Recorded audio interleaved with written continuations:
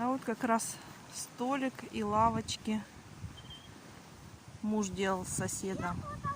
Да, вот такой вот снег. Можно тут отдыхать. Даже тут вот есть кресло.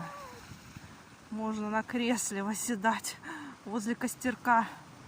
Вспоминая сказку «12 месяцев». Деревья скрипят.